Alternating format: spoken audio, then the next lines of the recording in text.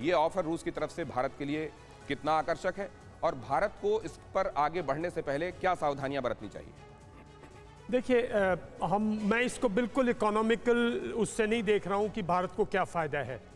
हमें इसको समझना पड़ेगा कि जो हमारी इतने पुरानी दोस्ती है और एक हमारा दोस्त जो ओपनली जब भी हमारे पर आफत पड़ी है उसने कहा है मैं आपके साथ खड़ा हूं।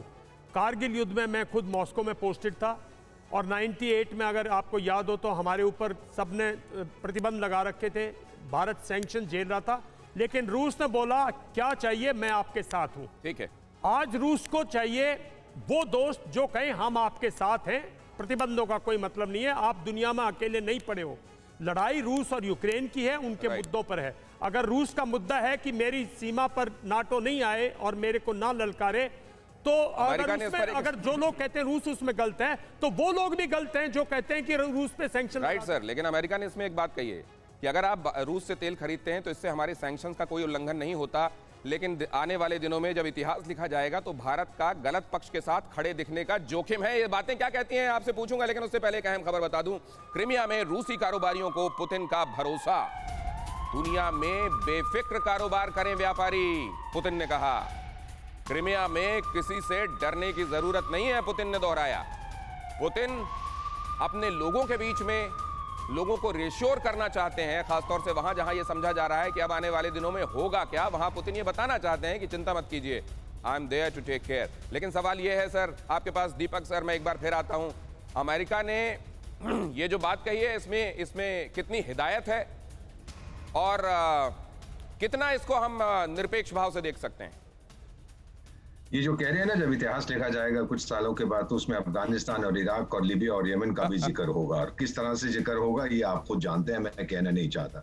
एक आपने सुना होगा नाम उनका, आप लोग सब पैनल में जानते हैं, उनका नाम था चाणक्य। 2400 साल पहले उन्होंने कहा था कि मेरे दुश्मन का दुश्मन मेरा दोस्त होता है। उन्होंने ये कभी नहीं कहा था कि मेरे दोस्त का दुश्मन जरूरी मेरा दुश्मन बनेगा। हमारी क्या दुश्मनी है रूस से, हमारी क्या दुश्मनी है अमेरिका से, यूक्रेन के साथ। इसीलिए सभी बड़े नेता भारत से कह रहे हैं कि आपकी जो पोजीशन है अब नॉन अलाइनमेंट नहीं है, सेल्फ अलाइनमेंट की एक पोजीशन है, आप अपने हक में काम कर रहे हैं। इज्जत आपकी बहुत बड़ी है, आपकी करेंसी अगर स्ट्रेंथन होगी बहुत अच्छी बात है। हमने कहा है हम वही करेंगे जो हमारे हित में हो। ये मॉरल सुपीरियरिटी का मामला भूल जाइएगा सर। क्या बड़ी बात कही है सर आपने, और इसमें पूरी डिप्लोमेसी को आपने गागर में सागर की तरह से सामने रख दिया। एक अहम खबर मैं दिखाता हूं और उसके बाद वापस आप लोगों के पास आऊंगा। कीव में यूक्रेन का सैन्य ठिकाना तबाह, मार्कालेव का गांव में रूस की बमबारी, हमले में किसी के मारे जाने की कोई खबर नहीं, लेकिन इस तरह के हमले एक से दूसरे शहर को ध्वस्त चौपट जरूर करते जा रहे हैं। अब सब समझना मैं ये भी चाहता हूं कर्नल डिन्नी कि एक तरफ से यूक्रेन को अभी हथियार देते जा रहे हैं और दूसरी तरफ से रूस मानने वाला है नहीं, मतलब अभी और चाह रहे हैं वेस्टर्न फोर्सेस की यूक्रेन अभी और तबाह। बिल्कुल दिनेश जी, देखो ये बहुत ही एक ऐसा युद्ध है जिसका हल या जिसका खत्म होने का किसी को कोई इंटरेस्ट नहीं है। अब जो हम ज़ेलेंस्की से स्टार्ट करते हैं, वो ऐसा कोई भी एक्शन या वर्ड्स नहीं कर रहा है जिससे ऐसा लगे कि ये युद्ध समाप्त हो। यूएस जैसे एम्बेसडर वोरा साहब ने बताया, वो कोई भी ऐसा एक्शन नहीं कर रहा। आज जैसे वॉर क्रिमिनल बोलना, उसका क्लियर है कि आप लड़ते रहो।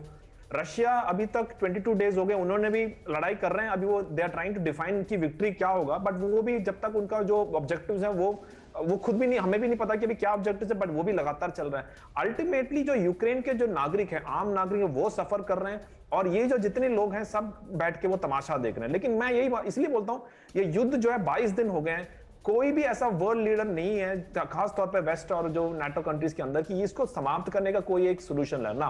वो लगातार चल रहा है और जो अंत का फल है वो ग्राउंड पे सिटीजन है, आम नागरिक है, उन पे सफरिंग लगातार चल रहा है।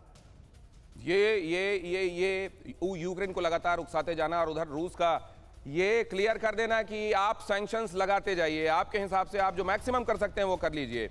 यूक्रेन तो भुगतेगा जो उसने किया। यूक्रेन की तरफ से ये इशारे देना कि हम नेटो के बारे में अब नहीं सोच रहे हैं, क्या इससे कोई सिग्नल्स जा रहे हैं रूस को या नहीं? परवाह देश की, सोमवार से शुक्रवार रात 10 बजे TV9 भारतवर्ष पर।